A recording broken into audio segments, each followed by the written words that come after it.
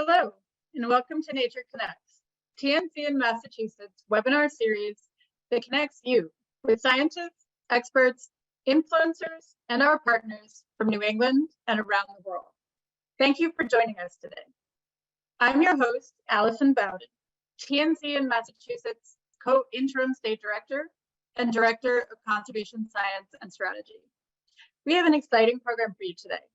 We'll discuss expanding the use of better septic systems to stop nutrients at their source, restoring retired cranberry bogs into thriving, nutrient-absorbing wetlands, and our collaborations with the aquaculture industry to pull nutrients out of coastal waters with oyster reefs and farms. Before we dive into today's program, I'd like to share a little bit more about our guests. Emma Gildesgame is Massachusetts climate adaptation scientist. She works with communities and partners to advance equitable, nature-based solutions that protect people and ecosystems from the impacts of climate change. In addition to her work on water quality on Cape Cod, she's working on urban salt marsh restoration near Boston, community-centered watershed planning in the Merrimack River, and statewide equitable climate funding. Steve Kirk is the Conservancy's Coastal Program Director here in Massachusetts. He works to advance the policy and practice of nature-based solutions that maximize ecological, social, and economic benefits at our coast. Steve leads work on aquaculture, nearshore habitat restoration, and living shorelines. He's a former oyster farmer and spends time in, on, and around the water with his family. As you think of questions for our panelists, please enter them into the Q&A box at the bottom of your screen. Thank you all so much for joining us today. Emma, I'll pass it on to you to get started. Thanks, Allison. Welcome, everybody. Thank you so much for joining us. If you're here today, chances are good that you've seen or heard about or maybe even experienced headlines like this. Algae blooms and nitrogen pollution are becoming more and more visible on Cape Cod, and they're having major impacts on public health, the environment, the economy, and the way of life on the Cape. Cape Cod's also the ancestral and current home of the Mafi-Wampanoag tribe, and they've stewarded these lands since time immemorial. They're really concerned about nutrient pollution and committed to working to make this better, but they currently have limited power to manage and steward these lands that are no longer under their control and work towards solutions. We all need to work together on this. Now, as a note, our nutrient pollution work is focused on Cape Cod, but coastal nitrogen pollution and even inland nitrogen pollution are global problems, and the tools we're developing can help solve these problems on a much broader scale. So we're essentially treating Cape Cod as a laboratory, a living laboratory, where we can prove out these solutions. We're also, just a note, we're focusing on nitrogen, but there's other pollutants like phosphorus and contaminants of emerging concern. Those are also really important and major problems, but they're not our current focus today. We're really diving deep on nitrogen. So nutrient overloads, especially nitrogen, they threaten critical coastal ecosystems. We see the salt marsh and the eelgrass on the screen here. These are absolutely critical for habitat, for fish and other aquatic organisms, really economically important species for fisheries, culturally important species and culturally important areas. They play an important role in protecting our communities from coastal storms, especially given sea level rise. They store massive amounts of carbon in their root systems.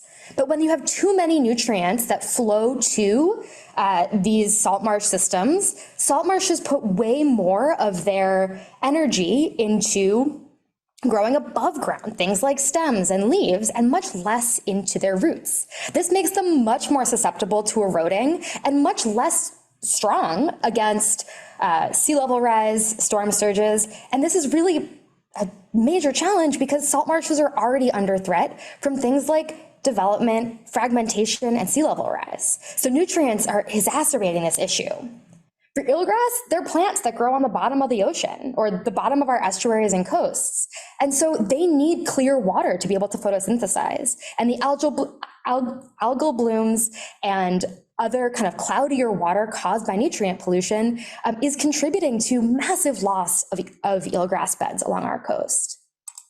And it's not just ecosystems. Cape Cod's coasts and ponds and rivers and the sole source aquifer that provides drinking water for everybody on the Cape are all connected. So protecting clean water is essential for public health as well. And so we've spent a lot of time diving into how nutrient pollution is causing all these massive problems. But where is it coming from? So nutrients are an essential part of life on Earth. But over the last century, humans have gotten really good at pulling nitrogen out of the air. More than 70% of the air that we're all breathing right now comes from, more than 70% of the air we're breathing right now is nitrogen. But that's not really as available to most plants and other life forms. But in the last century, humans have figured out how to pull that nitrogen out of the air and make it available. And that's gone into growing crops and making a massive amount of food, which is great. But it's also contributing to the concentration of nutrients that cause this excess nutrient overload and massive pollution. So this is coming from fertilizer and animal waste. It's coming from wastewater, which is essentially just all of our concentrated nutrients that we are sending out of our bodies. It's also coming from erosion and sedimentation from the way that we're developing our communities. And one of the ones that we don't think about as much is there's a lot of nitrogen in fossil fuels. So when we burn fossil fuels like coal and oil and gas, we release a lot of nitrogen in addition to everything else like carbon dioxide that we know is problematic. So atmospheric deposition of nitrogen has also been a major problem. Now that is getting a little bit better thanks to the Clean Air Act, but it's still a major contributor in a lot of places to nutrient pollution. And all of those nutrients, as we were talking about, they create harmful algae blooms, they destabilize a lot of our coastal ecosystems, they create dead zones as those harmful algae blooms just dissolve and disintegrate and break down. The decomposers that break them down use up all the oxygen and can create massive dead zones along our coasts. And they can also fundamentally change what species can survive in nutrient overloaded ecosystems. And as we know, people rely on ecosystems. We can't survive without nature. Our fate and nature's are completely intertwined. And so as this nutrient overload harms ecosystems, it also harms public health. Either directly through harmful algae blooms or through contaminants in our drinking water, like the sole source aquifer on the Cape, have major economic impacts, like from the loss of recreation and tourism dollars and fisheries incomes, which are really important industries on the Cape and elsewhere. And this is last on this list, but it is absolutely critical. It harms our way of life. It harms the cultural value that we have for these places that we love. So nutrient pollution has real and dramatic impacts on our world. And unfortunately, climate change makes it all worse. Climate change and nutrients together are far worse than they are individually. Climate change, warming waters further accelerate algae blooms, further accelerate dead zones and species changes, exacerbates harm to people, especially people who have been the subject of environmental injustices, people who have weakened or overburdened immune systems. So climate change makes everything worse. And so we need to solve this problem. And towns in Massachusetts and beyond are not just addressing this problem because of all of those very compelling reasons that nitrogen pollution is a major problem.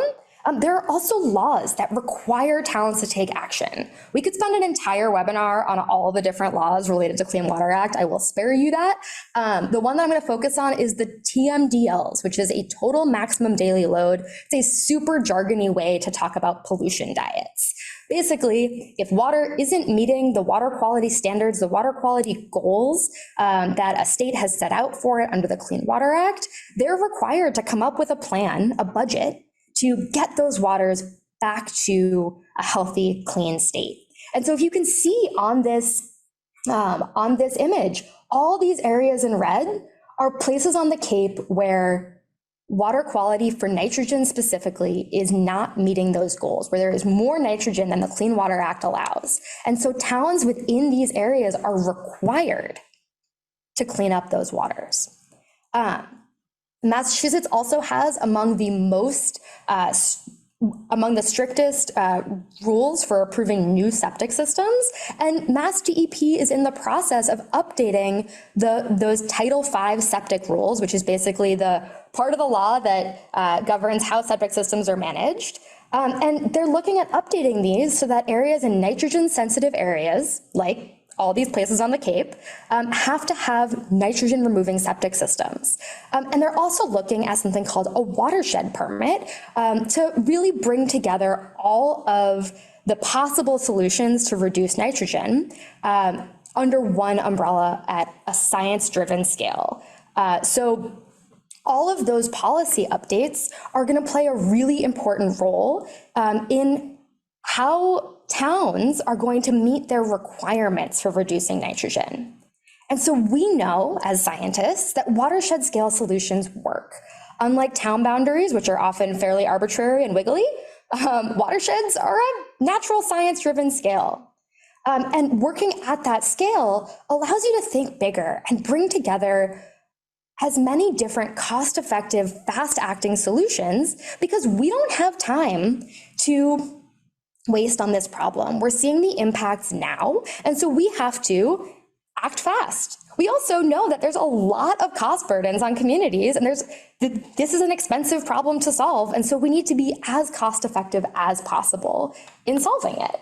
So my mouse is not there. So you can see in the Pleasant Bay watershed, they're expanding sewer systems in a place where they already have sewer. They're expanding sewer across town lines. They're changing how the golf course over here is managed to reduce fertilizer pollution. They're looking at septic improvements. They're looking at aquaculture options to remove nitrogen by just taking out the shellfish that suck up all the nitrogen. And they're also looking at opportunities for trading to really incentivize the most cost-effective solution. And we know that using the whole toolbox works. In just the first 5 years of a 20-year permit, the 4 Pleasant Bay towns on the Cape have gotten to 80% of the nitrogen reduction that they're expected to and required to take over the next 20 years. So we know that these work. The upcoming regulatory changes from Mass DEP are going to really encourage these watershed permits, which allows us to use a whole toolbox approach, because the reality is there are no silver bullets. We need this combined approach, and we need to expand what the different options are in this combined approach. More sewer gets a lot of attention. That's really important. Better septic is also absolutely critical. Managing stormwater with nature-based solutions, restoring wetlands, expanding aquaculture, managing fertilizer, and many more things all are going to be part of the solution. And the solutions also need to be distributed across the watershed. We need to cut off nitrogen at the source. We need to pull it out of freshwater, groundwater, and streams and ponds before it hits the coast. And we also need to be able to pull it out of coastal waters once it gets there. And to be able to get that whole suite of solutions, we really need to rely on science, policy, and partnerships to figure out what strategies work. How do we overcome roadblocks? Who needs to be at the table to overcome those roadblocks? And then how do we get this to scale? How do we take these pilot projects and expand them so that we can have not just one project here and one project there, but that we have a full holistic approach to addressing nitrogen pollution?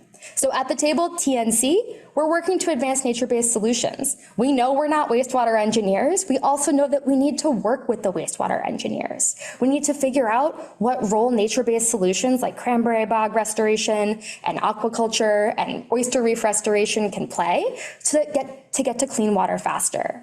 We also know that nutrient pollution threatens all of our goals in these critical coastal areas. And so this isn't a problem that we can ignore and just let somebody else deal with. So we have played a lot of different roles in this system, including for years in figuring out how we can modernize our wastewater systems. Now, I just said that we're not wastewater engineers, but Septic systems contribute about 78% of the human controllable nitrogen load on the Cape. So the human controllable is basically everything that's not coming from nature.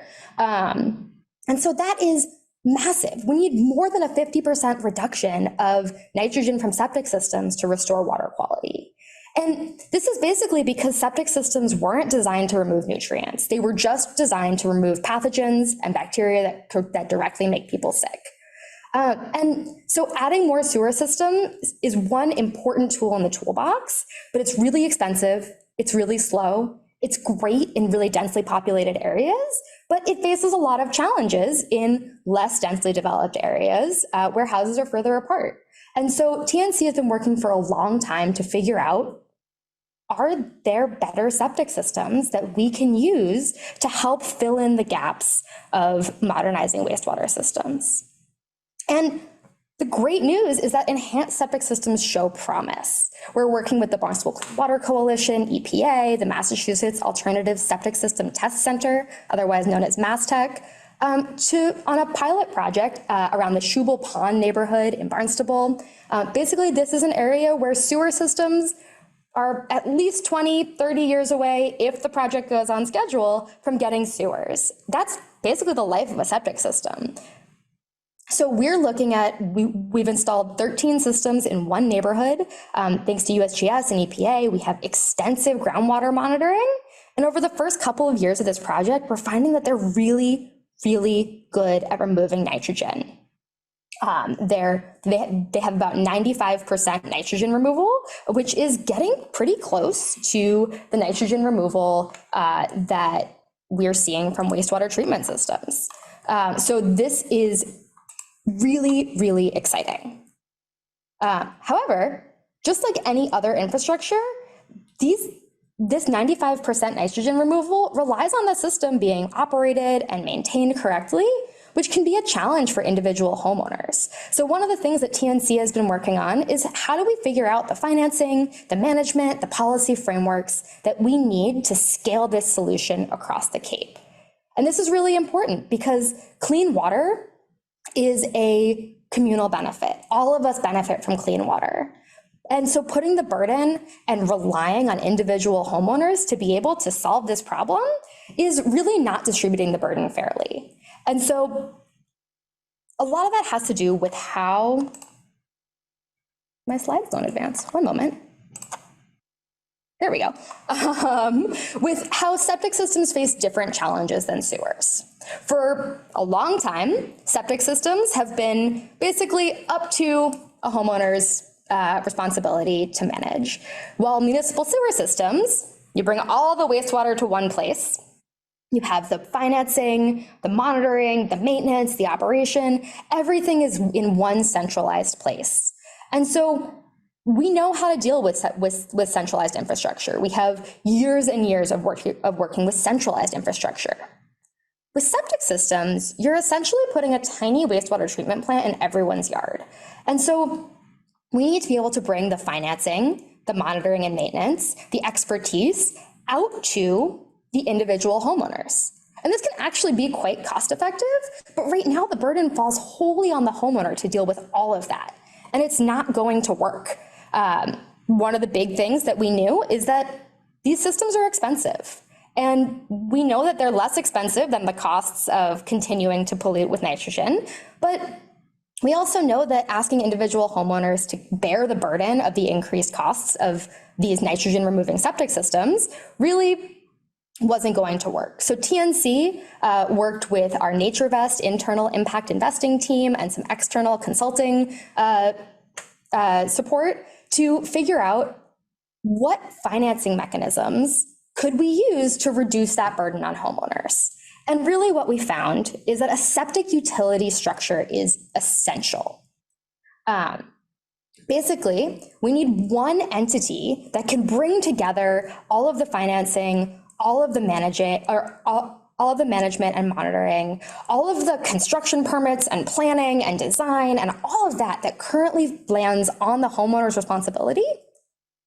It's absolutely essential to have an entity to support homeowners in that, to reduce the burden of the upfront and ongoing costs, to deal with the science so that you don't have to be remembering, oh yeah, this is the year that I have to pump out my septic system. This is the year that I need to maintain it. Because I don't know about you, if you've ever lived in a place with a septic system, that often just, it's out of sight, out of mind.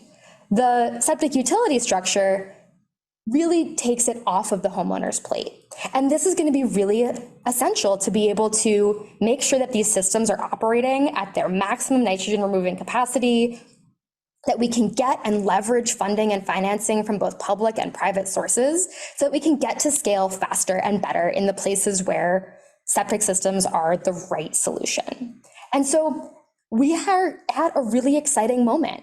Nature Conservancy and EPA are funding a pilot responsible management entity, which is essentially the septic utility structure that the Massachusetts Alternative Septic System Test Center is getting up and running right now. So within the next couple of years, we should know what some options for the responsible management entity could look like to provide that financial management and oversight support that we so need to be able to get these technologies that we know can work out into the ground, because they only work if you actually install them. So that's a really, really promising tool that we can only do if we're working really closely with our partners across government agencies and nonprofits and state government. So that's really exciting. But we also know that there's a lot of nitrogen in our groundwater, and that in addition to turning down the tap by dealing with our wastewater problems, we have to intercept nitrogen before it hits the coast. And so one of the ways we're doing that is we're exploring what role retired cranberry bogs can play to act as nutrient sponges. So this is actually in the same watershed as our pilot septic program. So we're really looking at seeing how many different tools we can shove into that one watershed and then see what the impacts are. But cranberry farming is unfortunately an industry that is not going to continue for very much longer on the Cape. It's far more cost effective to grow cranberries in wide open, flat, rectangular places in the middle of the country. And so a lot of these old cranberry bogs are being retired. And this is an opportunity to take what are often historic wetlands and turn them into nutrient sponges. And actually, we are working in a place that we know used to be a wetland. Some cranberry bogs used to be something that wasn't a wetland, but in this case, a historical map shows that there used to be wetlands on this site. Some monitoring from EPA found peat deposits more than 15 feet deep beneath the bog surface. So that is an incredible amount of organic material that has built up over centuries or more beneath what is now the cranberry bog surface. And so to make a cranberry bog, you really heavily modify a wetland. You have to put a lot of sand in it, you put a lot of channels through it. You can see these irrigation channels that are going through it.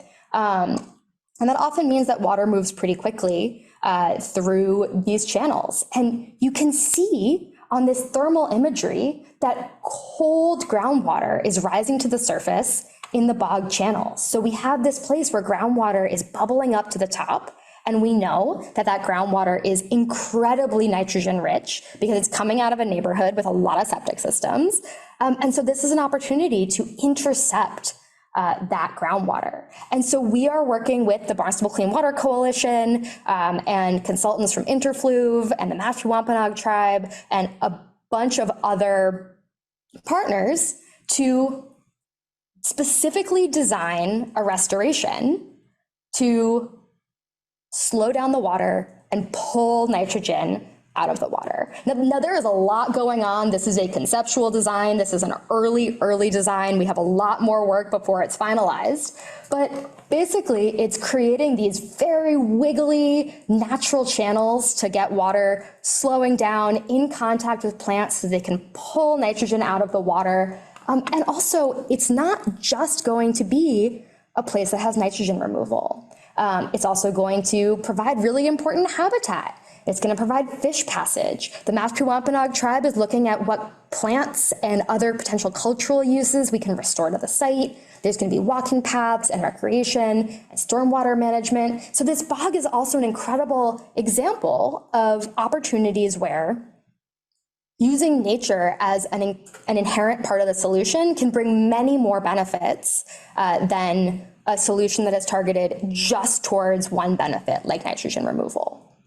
And so this could be a really, really promising solution also to help the town of Barnstable meet their nitrogen reduction needs. As I had on a previous slide, this could be the restoration in this bog could provide more than a third of the nitrogen reductions that the town needs. And so with all of these benefits, it's also reducing the amount of other interventions that the town is going to need to make, which are costly and can be really disruptive. Think about tearing up a street for a sewer installation. And so there's all these different benefits, and using different tools can help. And now if we are hoping to restore coastal waters, I'm going to hand things over to Steve to talk about some ways that we can pull the nitrogen that meets the coast out of the water.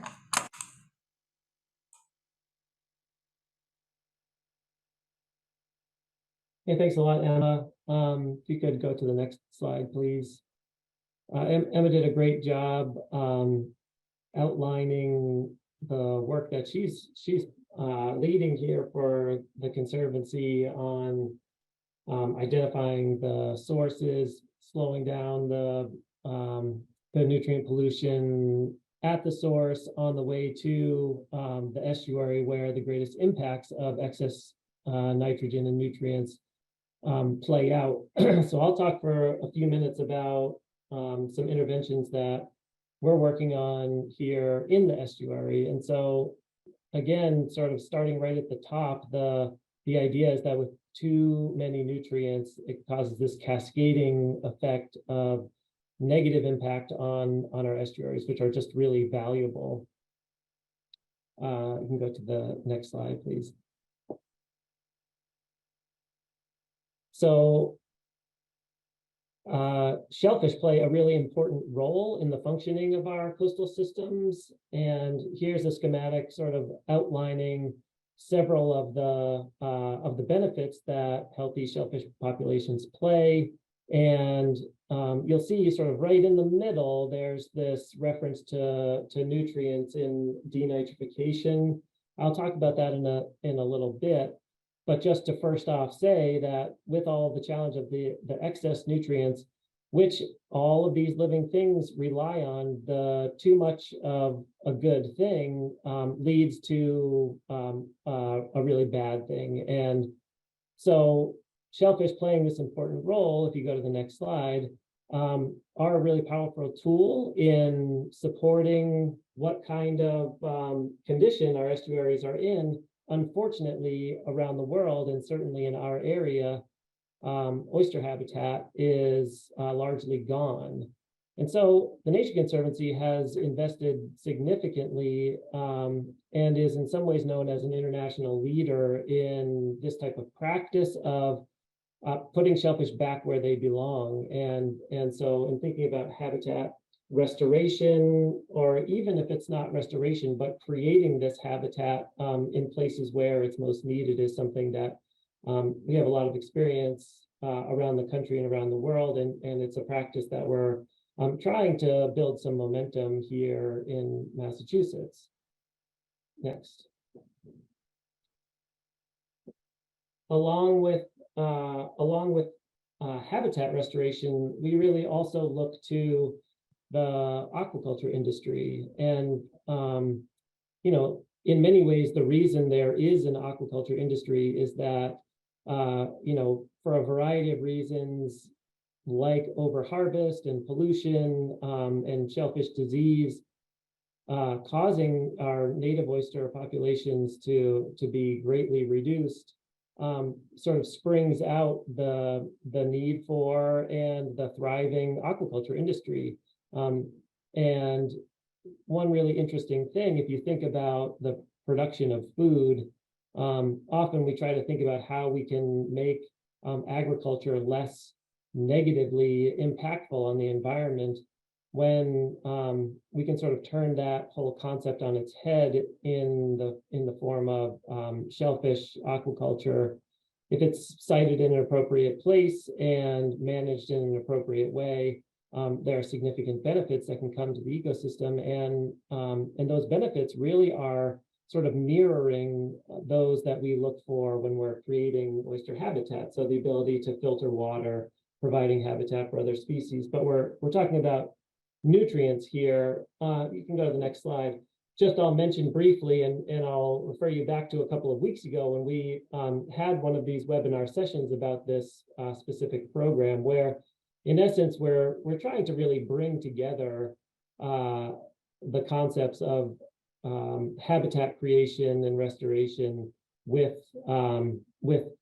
getting the support from the oyster aquaculture industry. So I'll move on from that, just to say that, again, thinking back to, you can go to the next slide, please.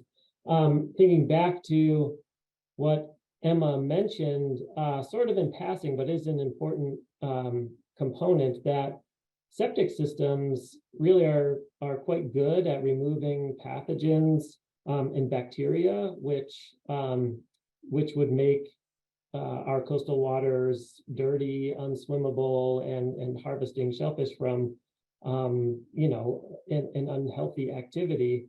But those septic systems that are well designed to remove those pathogens and bacteria let those nutrients go through, and so what we see is the nitrogen reaching these areas, where now we can think about using shellfish as an in-water tool for nitrogen remediation. So there are several towns on the Cape that are already doing this, and I want to sort of talk about two different elements, and then of this concept of using shellfish for nitrogen remediation, and outline sort of where we are. So to start with, there's pretty good scientific consensus on how much an oyster incorporates nitrogen into its shell and into the animal, the meat inside of it.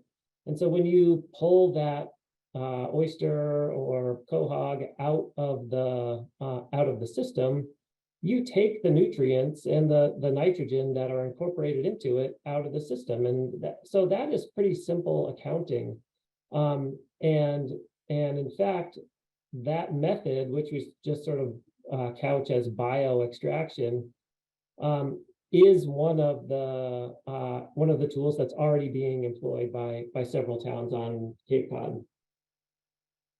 The Nature Conservancy has really tried to dig in on better understanding this other process identified as denitrification. And there is a lot of biogeochemistry that stands up between me effectively being able to outline that process. But in essence, when in the presence of a farm and a concentration of oysters on the farm, or in the setting of a concentration of oysters in natural habitat like reef setting, the deposits that the oysters leave down onto the bottom below them kickstarts this microbial activity that turns the available nitrogen in the system into nitrogen that Emma referenced earlier, which is like inert nitrogen gas, that which we mostly are breathing right now, and is less available to fuel the things like algae blooms that cause all of the problems in our coastal waters. So TNC has been really trying to steer the scientific community to better understand the degree to which that process is enhanced in the farm setting and in a restored reef setting. So we're working with researchers at Northeastern University to look at different gear types on a farm and do denitrification measurements.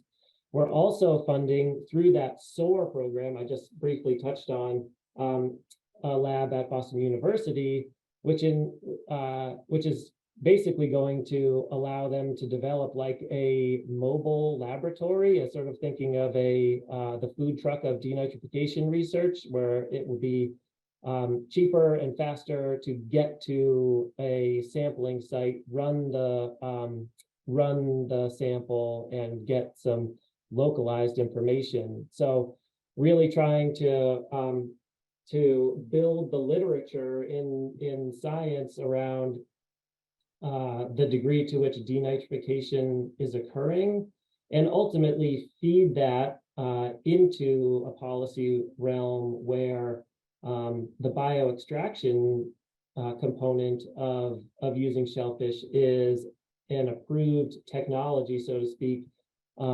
We're interested, once the science has gotten to a point in being in a better consensus, and we could get to a conservative estimate, we could fit that into a policy realm where a town could account for nitrogen being removed in the system. So that's about all I have to say here. I'll just sort of close saying, Emma set us up really well with the problem statement and what we're working on the upland and the land side of things. We are working down in the estuaries, and this is just one more suite of tools that we're hoping to bring to the table to get to cleaner water faster and potentially cheaper than the alternative. So thanks very much. Thanks, Steve. And so, as Steve was mentioning, we really, the through line of all of this, and honestly, for most of the other work that TNC is doing, is we're starting with the science to understand what tools could be in the toolbox. And we also know that to actually make real change, we need to figure out what the policy and financial and management frameworks are to get rapid, effective, lasting solutions based wholly in nature on the Cape and beyond. So I'm really excited to see that we have a whole bunch of questions. I'm looking forward to chatting with Steve and Alison and all of you about this. So thank you, everybody. Keep those questions rolling in. All right. Well, thank you, Emma and Steve, so much for sharing your work and knowledge with us. Clean water is so essential to the health of our families and our communities, as well as to our coastal way of life. Clearly, we really need to both accelerate and scale these solutions to turning off the tap and soaking up the pollution that's already out there. So I think that this work is really exciting, though I'm obviously biased. So let's dive into the audience questions, see what's on folks' minds. And as a reminder, as you think of questions for our panelists, and quite a few people have been doing this already, which is great. Please enter them in the Q&A box at the bottom of your screen. So I'll start with one for Emma. You mentioned that there are some regulatory updates coming at the state level. Can you say a little bit more about what that looks like?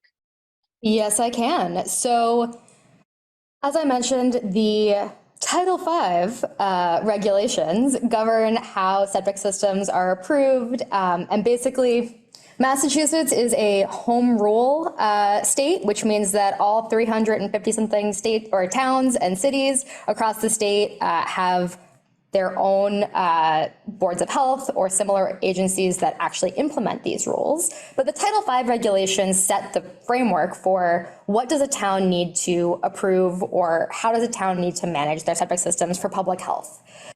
What the Title V regulations updates are doing is they're really looking at these nitrogen sensitive areas, and they're recognizing that nutrient pollution is a major problem, and it's inextricably linked from the way that we're managing septic systems now. So basically it gives two different options. These are draft. Public comment periods has been closed. We can put in the chat the Mass DEP website where you can read everything that you ever might want to learn about these regulatory updates. But The updates basically give towns in nitrogen sensitive areas, which is most of the Cape, and some other areas along coastal Massachusetts, two options. Either they upgrade all of the septic systems in their communities to best available nitrogen reducing technology, which includes the systems like the one I was talking about, that it's showing really, really strong promise, or which will include those once they're approved. Or they have to develop a watershed permit like the one that we were talking about for Pleasant Bay. So basically, regardless of what options regardless of what options a town or a group of towns choose, they're going to have to bring in better septic systems, these nitrogen removing septic systems, fairly rapidly to meet water quality goals. So those changes are still, DP is still going through all of the comments that many members of the public, including TNC, submitted to kind of raise questions, raise concerns, and express our support for really addressing the nitrogen pollution problem in a holistic way. There's also a question here, Emma, about the Sackett decision recently about the Clean Water Act. Do you have any thoughts on whether that is likely to have an impact on this work here in Massachusetts? Massachusetts has kind of our own pretty stringent wetlands protection laws. So that recent Supreme Court decision, which many thoughts on, and we could dive into that, and that could be a whole other webinar, will make it harder to protect wetlands in a lot of places, but because Massachusetts has really robust protections for wetlands, it shouldn't impact this work too much, is my thought, but also I'm not a lawyer. Yeah, I mean, it's not a topic that we've studied. I would add that where I think a lot of the issue there was about wetlands that appear to be disconnected, that are connected perhaps by groundwater. Groundwater is really important here in Massachusetts and on Cape Cod, and we have a lot of visible surface water connections. So hopefully even the federal nexus there, because we have lots of perennial streams and visible connections that won't impact things too much. But it's an excellent question that we'll see how it plays out. So I'll jump to a question for Steve. Could you talk a little bit about how this conversation about oysters helping to clean up pollution could affect the market for shellfish, which is really important to Massachusetts' economy? Yeah, absolutely. It's a great question. There's a long tradition of harvesting shellfish from Massachusetts waters, and so there are, certainly a lot of recreational shellfish permits issued in coastal towns every year, and commercial harvest permits that go from folks that are harvesting shellfish from a from on a commercial perspective, harvesting in the wild, and the aquaculture sector. So there has been, and for good reason, concern that if there are all of a sudden a lot more shellfish in the water, and particularly in this concept of bioextraction, of removing those shellfish and getting accounting for the nitrogen that comes out with them, that could impact those that rely on selling shellfish as their way of life. So a couple of responses, we've been working with the aquaculture industry to try to get them to supply oysters that they have grown on their farms, to set them out into a habitat restoration setting, which is different than what happens in many towns where shellfish are raised and planted out in areas and then harvested by commercial fishermen. And so there is interest, and I think it's important to bring all the players to the table to make sure that towns that are interested in accounting for nitrogen that gets harvested, to understand, whether they can be supportive of harvesters that are existing or want to get into being a commercial harvester, and supporting those, that sector and those people who rely on that for their way of life. And then for the aquaculture industry, we're talking about oysters, and there are relatively few towns that rely on a wild commercial oyster harvest, but where it does happen, it's really important and meaningful.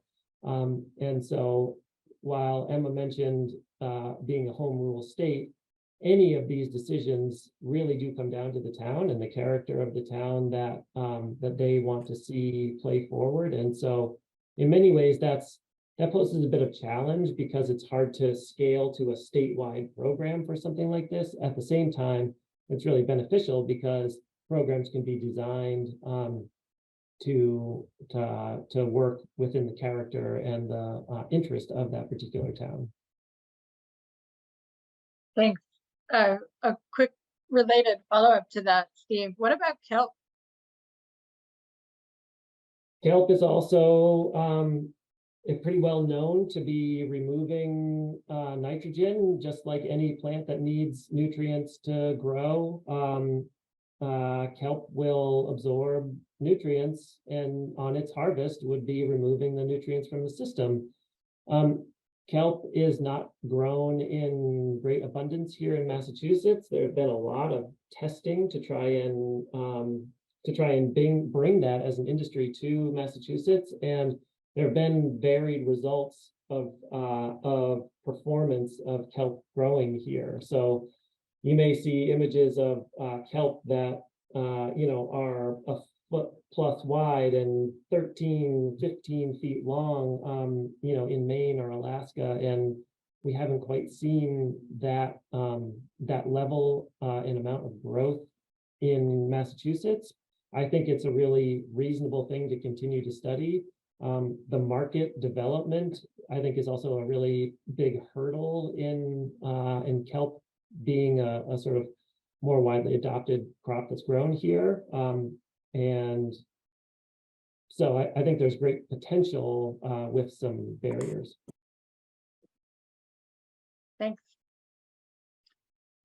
Emma, can you say a little bit more about the relationship between nitrogen and tackling the climate crisis?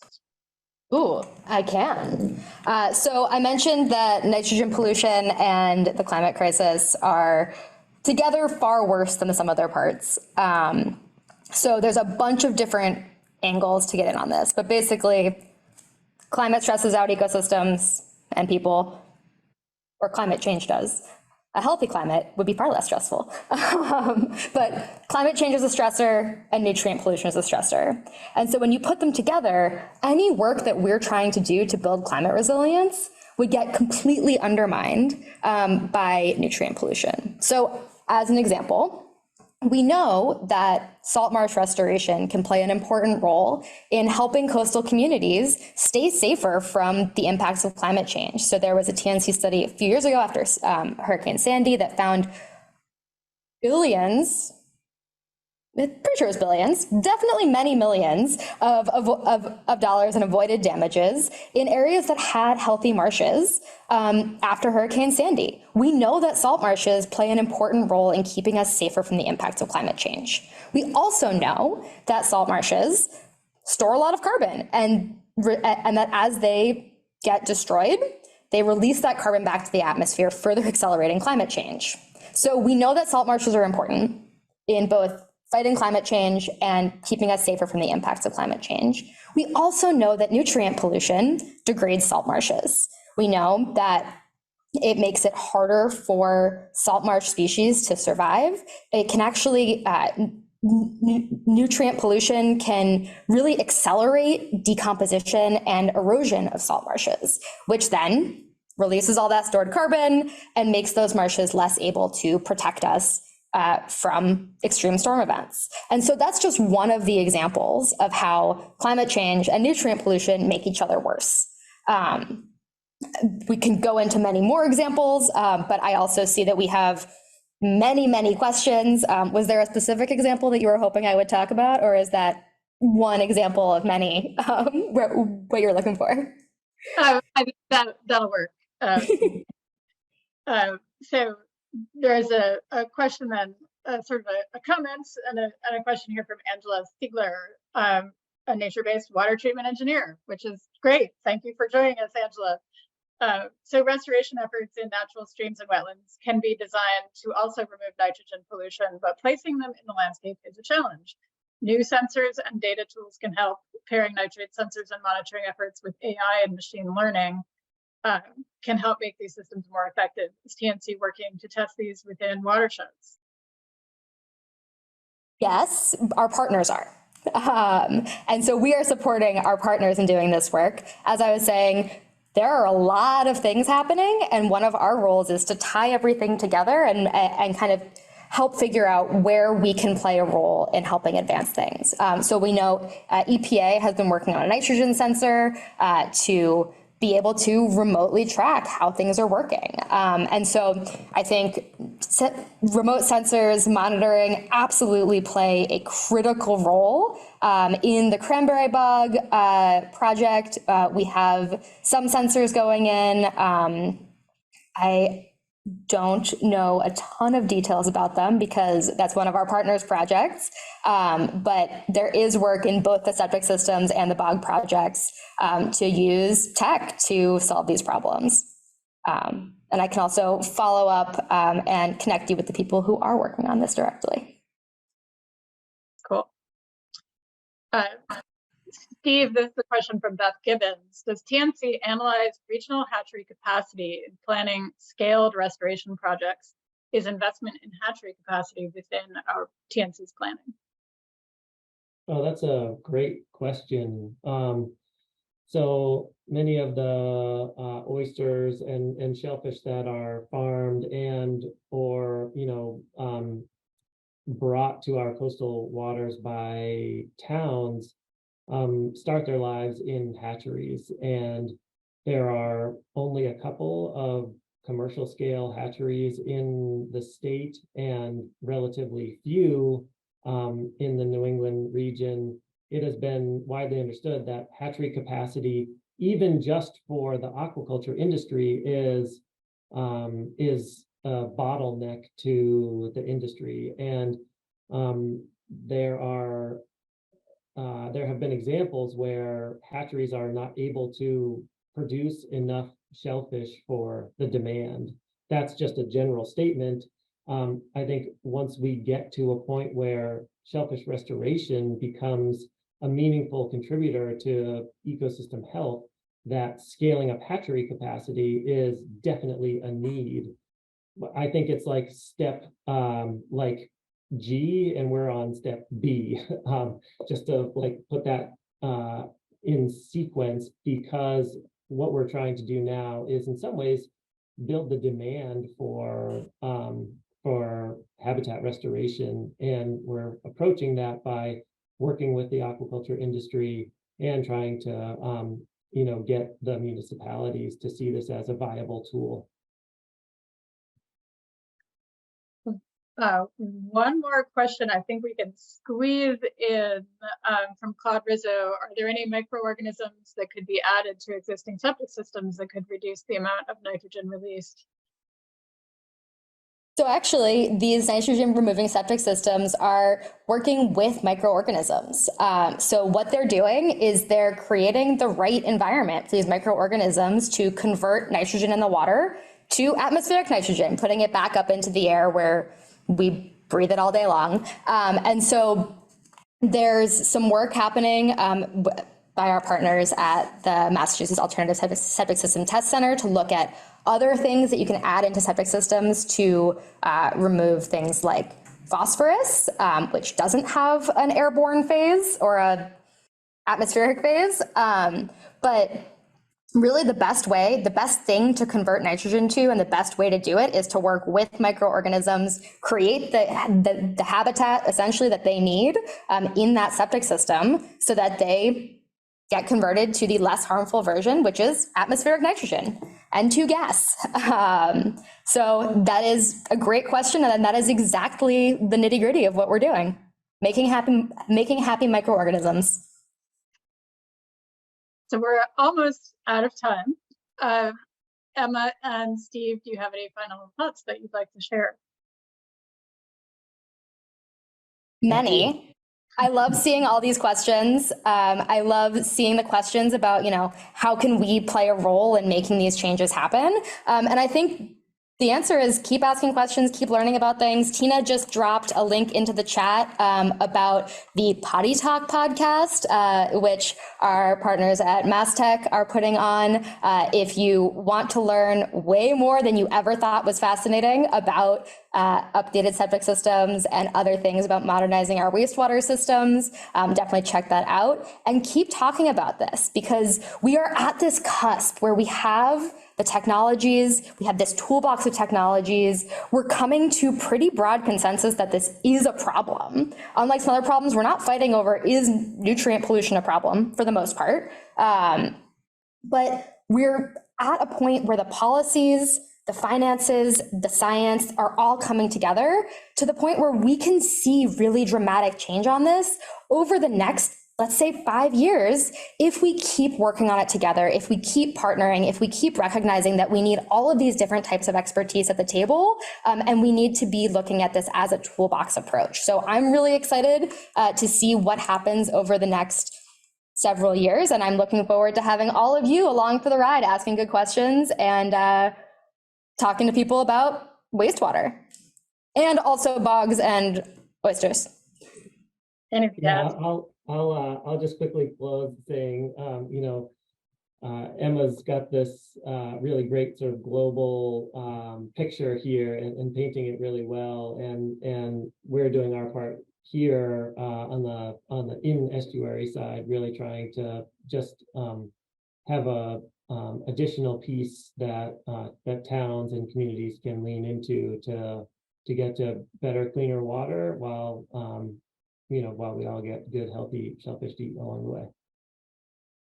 Great. Well, thank you for joining us today. And thank you to everyone who tuned in for your support of the Nature Conservancy. Your support is what makes all this work possible. We'll be sending everyone a follow-up email over the coming days with a link to a recording of this webinar.